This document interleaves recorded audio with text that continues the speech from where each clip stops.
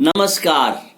पृथ्वी की बात करें तो पृथ्वी पर हमें दो हिस्से दिखाई देते हैं, एक तो नीले रंग का और बाकी ये कलरफुल हिस्सा जो जमीनी हिस्सा है, जिसे हम जमीन बोलते हैं, इस वाले हिस्से को। नमस्कार। पृथ्वी की बात करें और जो जमीन है वो पेंजिया है। पहले अगर देखें तो पुराने जमाने में पूरी पृथ्वी एक थी, चट्टाने सारी जमीन धरातल एक था, जिसे हम पेंजिया बोलते थे। और पेंजिया के साथ में दूसरा पैंथलासा था जो पानी का हिस्सा था। तो इस प्रकार से दो भागों में पृथ्वी बटी हुई थी। लेकिन पेंजिया का गोंडवाना लैंड वाला हिस्सा पेंजिया कई भागों में बट गया, जिसमें से एक ऑस्ट्रेलिया अलग चला गया, आप अफ्रीका अलग हो गया, और ये ब्राजील और वेस्ट इंडीज और दूसरा जो दक्षिणी अमेरिका है वो वाला पार्ट अलग हो गया। कई सारे देश इसमें आ गए, है ना। तो इस प्रकार से ब्राजील, अर्जेंटीना जैसे देश इसमें अलग हो गए और ये ऊपर वाला हिस्सा अमेरिका का हो गया। तो कुल मिलाकर जो पेंजिया था, जो धरातल था, वो अलग अलग भागों में बट गया। जहां आजकल हम भारत में हिमालय देखते हैं, अगर हमारे देख पा रहे होंगे, हिमालय देखते हैं, उस हिमालय की जो पर्वतमाला है यहाँ पहले ही जमीन में थी, जिसे हम गोंडवाना बोलते हैं। यानी कि एक तरीके से गोंडवाना एक दलदल जमीन थी और फिर धीरे धीरे धीरे धीरे ऊपर उठती चली गई, क्योंकि जो इसकी जो प्लेट्स हैं, जो पेंजिया की जो प्लेट्स हैं पृथ्वी की, वो एक दूसरे के ऊपर खिसकने लगी। यूरोपियन प्लेट और इंडियन प्लेट्स यूरोपियन प्लेट की तरफ को खिसक रही है, और जिससे बन रहा है, हाइट बनती जा रही है हिमालय की, और इस प्रकार से ऊंचा हो रहा है हिमालय। अगर हम बात करें इस तरीके की, तो ये अपने आप में एक इम्पॉर्टेंट है। और इसी टेक्टोनिक प्लेट्स को समझने और जानने के लिए हम एक साधारण प्रयोग की तरफ चलते हैं, जो अनुप्रिया शर्मा ने समझाया है बेहतरीन ढंग से। आटा और बिस्किट, है ना। हालांकि आजकल आटा खाने लायक नहीं बचा है, गेहूं अब स्वास्थ्य के लिए नुकसान देने लगी है, और बिस्कुट भी बहुत अच्छे नहीं क्योंकि मैदा से बने होते हैं, तो अपने स्वास्थ्य के लिए दोनों ही खराब हैं। लेकिन उसे एक एजुकेशन में और टीचिंग एड की तरह से यूज किया है अनुप्रिया शर्मा ने।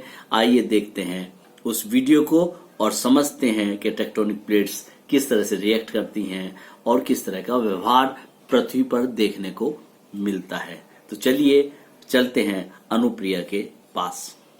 की साइड जाएं तो there is a rift valley. African rift valley बहुत फेमस है। और सर कुछ ऐसी जगह हैं, और सैन एंड्रियास का अगर आपने फॉल्ट सुना हो, उसकी भी हम बात करेंगे। तो रिफ्ट वैलीज जो है लोग वहां देखने जाते हैं। ये टूरिस्ट डेस्टिनेशंस भी हैं। जैसे इंडोनेशिया का जो वोल्केनो है, जो हमेशा ही जलता रहता है, तो ये भी उस डाइवर्जेंट बाउंड्री से बना है। इंडो ऑस्ट्रेलियन डाइवर्जेंट बाउंड्री से हमारा ये वोल्केनो बना है। अब क्योंकि ये बाउंड्रीज जो है ये डाइवर्ज हो गई हैं, तो नीचे मेंटल में जो अर्थ है उसके जो वोल्केनो है, जो मैग्मा अंदर प्रेजेंट है, वो ऐसे से करंट्स चलते हैं, और फिर वहां पर इसको गैप मिल गया। उस गैप में ये मैग्मा जो है बाहर लावा बनकर निकल जाता है, और ये विस्कस हो सकता है, और मतलब ज्यादातर जमीनी स्तर पर अर्थक्वेक सीवियर होते हैं। जैसे 2-3 दिन पहले ही फिलीपींस का अर्थक्वेक आया, दैट वाज सीवियर, और वो कभी ओशन में नहीं आया, इंडियन ओशन में नहीं आया, या साउथ चाइना सी में अर्थक्वेक वो नहीं आया। वो थोड़ी बहुत हलचल हुई है, वो महसूस भी होती होगी, पर इंटेंसिटी इतनी नहीं है। लेकिन अगर जमीन पर हैं हम, दो जमीन है, लैंड पर ही अर्थक्वेक ज्यादा सीवियर होता है, और वो इसलिए क्योंकि वो कन्वर्जेंट बाउंड्रीज हैं। ऑल्दो वोल्केनोज में भी नीचे अंदर डीप ओशन में सी माउंटेन्स बनती हैं, और वो इसी मैग्मा और इसी लावा के जो पोर्शन मिलता है उसको निकलने का, वहीं पर बनती हैं जो सी माउंट्स हैं। फ्लैट उनका सरफेस होता है, माउंट एवरेस्ट के जैसे उनका टॉप जो है ऐसे हिली नहीं होता, सी माउंट्स ऐसे थोड़ी फ्लैट रह जाती हैं। अब हम तीसरी प्लेट बाउंड्री की बात करेंगे। तीसरी plate boundary, this is another plate boundary I have taken, और इसको भी हम दो प्लेट बाउंड्रीज के तौर पर ले रहे हैं। और इसमें क्या होता है इसमें जो दो प्लेट बाउंड्रीज हैं ये एक दूसरे को सरपास करेंगी, ट्रांसपास करेंगी। इन्हें ट्रांस बाउंड्रीज कहते हैं, ट्रांजेंट बाउंड्रीज कहते हैं। आप देख सकते हैं कैसे आगे पीछे मूव करती हैं। देखने की गौर की बात यह है, जब ये मूव कर रही हैं तो देयर इज अ गैप, बीच में एक गैप फॉर्म हो गया है। सर अगर आप कभी कैलिफोर्निया गए हो और ये बीच में फॉल्ट बन गया है, तो कैलिफोर्निया का सैन एंड्रियास फॉल्ट है जो बहुत फेमस है और वहाँ बहुत टूरिस्ट जाते हैं सिर्फ और सिर्फ उस फॉल्ट को देखने के लिए, क्योंकि वो इतना गहरा है कि अगर उसमें इंसान गिर जाए तो कभी मिले ही नहीं। उम्मीद कम है वो कोई शायद हम बहुत इंस्ट्रूमेंट्स लिए नीचे मेंटल तक जाएं, because earth crust mantle core से बना है, तो मेंटल में वो फॉल्ट मिलेगा ही नहीं। कोई इंसान गिर जाए तो उसमें मिलेगा ही नहीं। ऑल्दो वो फॉल्ट बहुत पतला है, अगर इसमें देखें इतना उसका गैप है फॉल्ट का, और ये टूरिस्ट डेस्टिनेशन है। दूसरी ये 3 बाउंड्रीज बता दी हमने। यही एक रीजन है कि जो भी हमारे पास चीजें हैं, चाहे हमारे पास अरावलीज हो, हमारे पास विंध्यास हो, माउंटेन्स हो, हमारी नॉर्थ ईस्टर्न माउंटेन्स हो, हमारे पास बेस्ट किलिमंजारो हो, केटू हो, या फिर हमारे पास इटली की माउंटेन्स हो, सब कन्वर्जेंट बाउंड्रीज से बनी है। और आप गौर करेंगे कि ये सब वहां पर है जहां पर जमीन है, माउंटेन जमीन पर ही है ज्यादातर। और इससे और बाकी जितने भी लैंड फीचर्स हैं वो इन सब प्लेट टेक्टोनिक्स की ही देन है।